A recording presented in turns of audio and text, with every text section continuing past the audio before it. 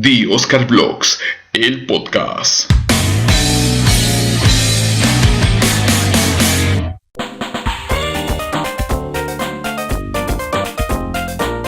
Muy buenos días, tardes o noches, sea cual sea la hora que escuches este podcast.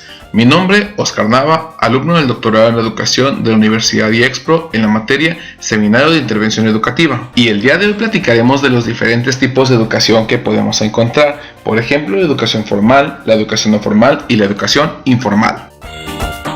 ¿Qué no hemos platicado acerca de los tipos de educación?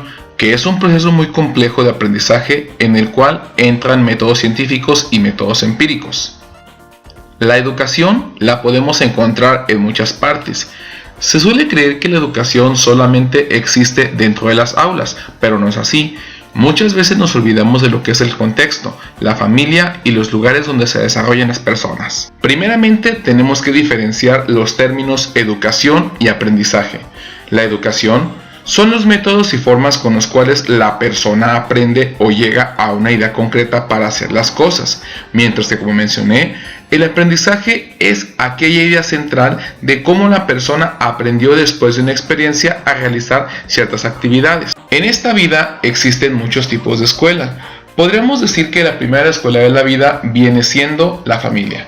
En la familia se conocen valores, se conocen los valores cívicos en los cuales la persona tiene que saber comportarse dentro de la sociedad. Estos conocimientos los lleva a la escuela, en donde la escuela más que nada lo complementa creando en ellos algunos hábitos y disciplinas. El saber vivir y convivir en sociedad.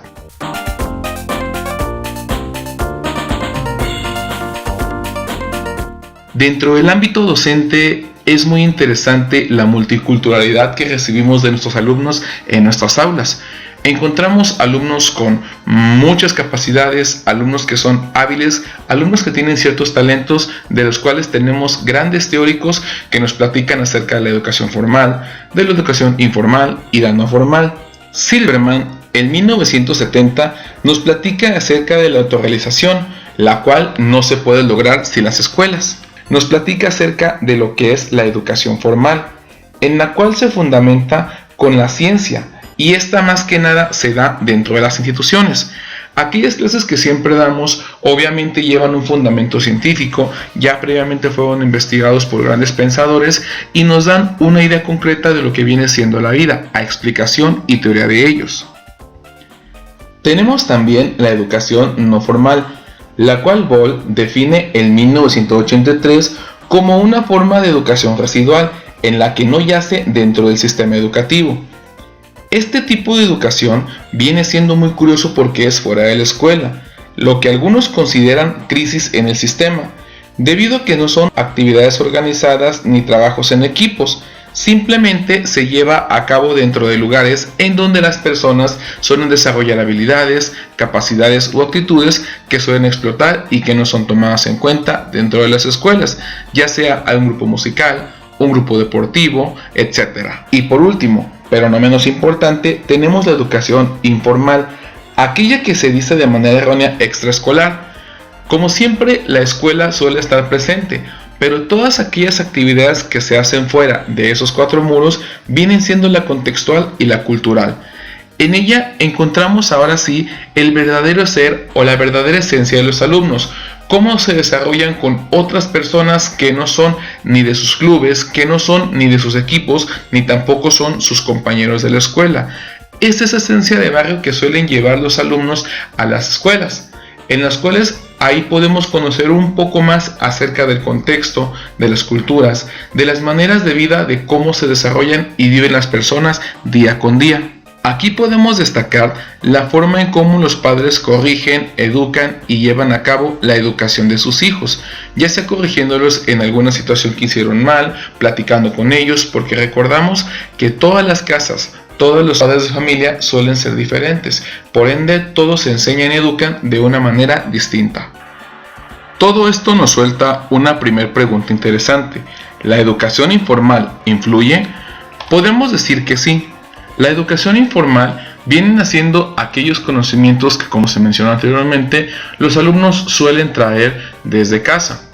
Si nos remontamos al pasado, Podríamos recordar aquellas veces en donde en las escuelas antiguas los alumnos faltaban en ciertos periodos porque los padres de familia los pedían para ir a sembrar. Anteriormente había un contacto con la naturaleza en el cual era muy respetable. La gente de campo siempre llevó muchos conocimientos que incluso se anteponían, mejor dicho, ante la ciencia. No me refiero a criticar a la ciencia, simplemente que las personas sabían cómo tantear obviamente las horas, cómo tantear cada cuándo iba a llover e incluso cada cuándo era el mejor tiempo para las siembras. Y estos conocimientos dieron mucho hincapié a crear lo que fueron las escuelas normales rurales.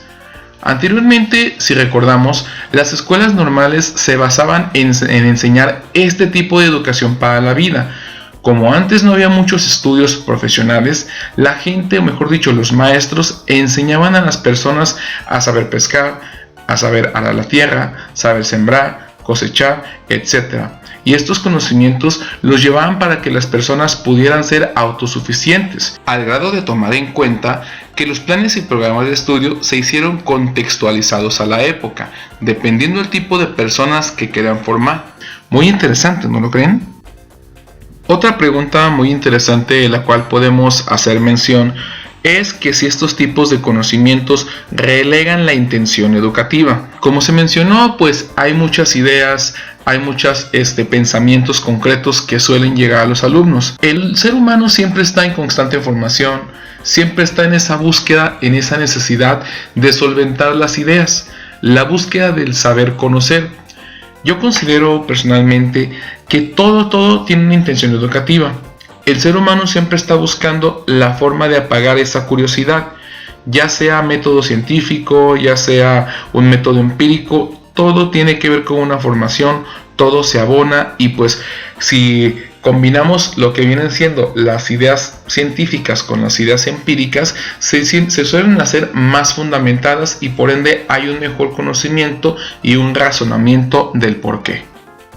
Escuelas hay muchas y en diferentes niveles. Tenemos escuelas de pintura, de danza, las instituciones donde laboramos normalmente, universidades, preparatorias, secundarias, incluso escuelas deportivas, etc.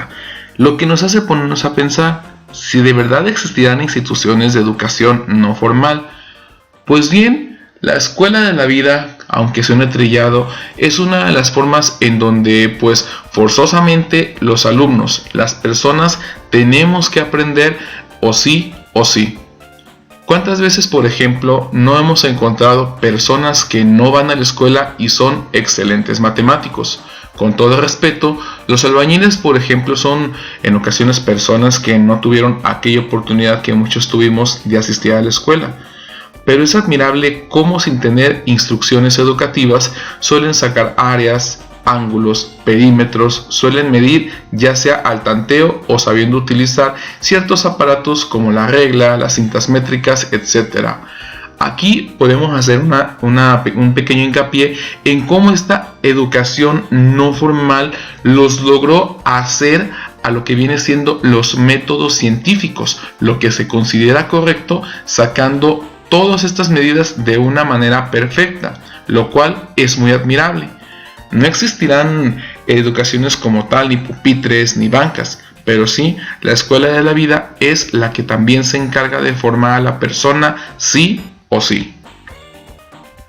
Y a todo esto, ¿de qué manera podemos atribuir un pensamiento crítico educativo a nuestros alumnos? Simplemente sería guiándolos, orientándolos, que todas esas ideas que ellos traen de casa, orientarlas a un sistema científico, que ellos vayan siendo críticos, analíticos sobre la realidad que están viviendo, que comparen sus conocimientos con lo que nosotros les decimos. Aquí también entra mucho la actitud del docente, en donde buscamos que el alumno sea reflexivo, que compare lo que vive, lo que sabe y sobre todo que lo lleve a cabo. También tiene que ver mucho la motivación para que el alumno busque de esta manera la satisfacción del conocer. Así, podemos encontrar que los alumnos no solo sobresalgan en lo educativo, sino que también sobresalgan en otras cosas en las que ellos son buenos, ya sea en los deportes, en habilidades, etc. Y para finalizar, encontramos un cuestionamiento muy interesante. la educación del maestro adoctrina al individuo a un sistema burocrático reproductivo que predomina en las masas sociales? Pues bien, los planes y programas son llevados a cabo por el gobierno. Los docentes somos quienes llevamos la carga de llevar estos mismos temas y conocimientos a los alumnos.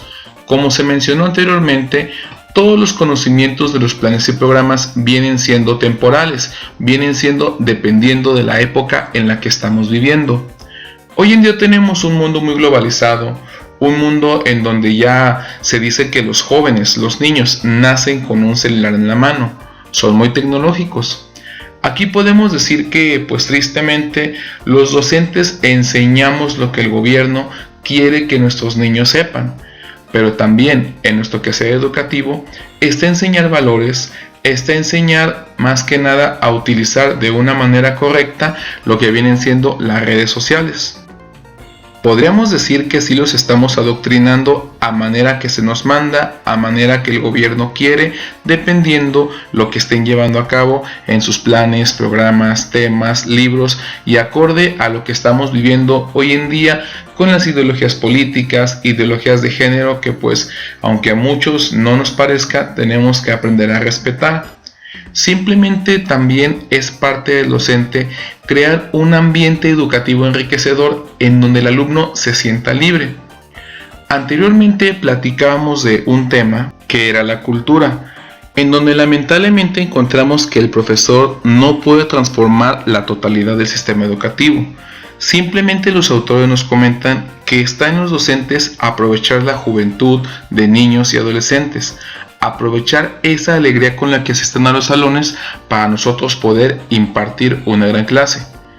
Adoctrinados o no, cada persona tiene un camino, tiene un porqué, tiene una misión y depende también del docente ayudarlo a encontrarlo y entregar a nuestro país una persona de bien.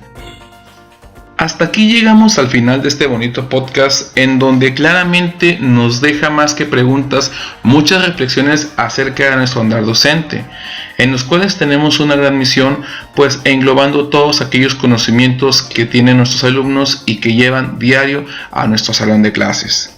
Mi nombre, Oscar Nava, para Universidad IEXPRO.